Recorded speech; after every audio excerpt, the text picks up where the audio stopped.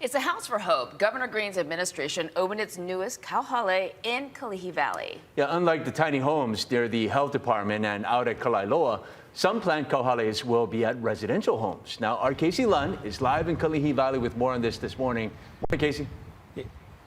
Yeah, aloha, guys. We're on Wilson Street, just about a block over from Likelike Highway, and this sort of two-level home is actually the sixth home, the sixth Kauhale, I should say, that the Green administration has opened since they took office. It's actually one of 10 that are currently operating statewide. I'm going to tell you in a minute just why this is so special and what makes this extra unique. This Kauhale actually, like I said, two homes that with funding from the state, the nonprofit was able to renovate. They say they were able to save costs doing that. And what makes this residence really special is this is the first Kauhale site that will have its own aquaponics and hydroponic system. You'll see some video of that in just a minute. Yesterday, of course, what you're seeing now is the blessing with the governor and some other representatives like IHS. They say residents are going to be able to grow their own food here, and that's pretty special. Things like catfish, lettuce, eggplant, tomatoes, green onions, okra, and squash.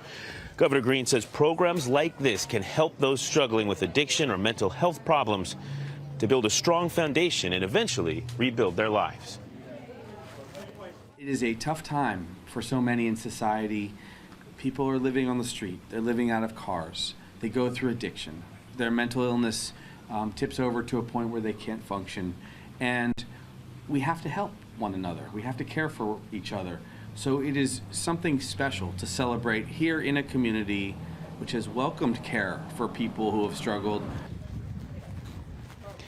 Kauhale will technically operate as a permanent housing program with no limits on how long participants can stay. But IHS and the governor's office are confident people will move on to better housing situations in time.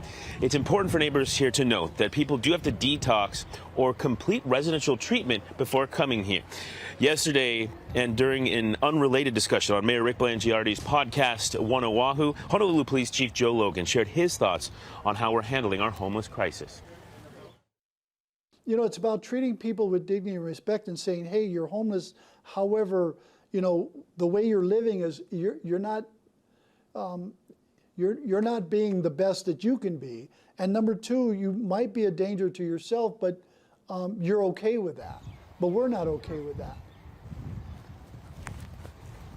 Well, through his Kauhale program, the Green administration is aiming to decrease homelessness by around 50%. Coming up a little later on Sunrise, we're going to hear from former Representative John Mizuno. This is his neighborhood, his backyard. He says there's a reason that folks here in this neighborhood should welcome this with open arms. We'll hear from him again later on Sunrise. Guys, I'll send things back to you. All right. Thanks, Casey.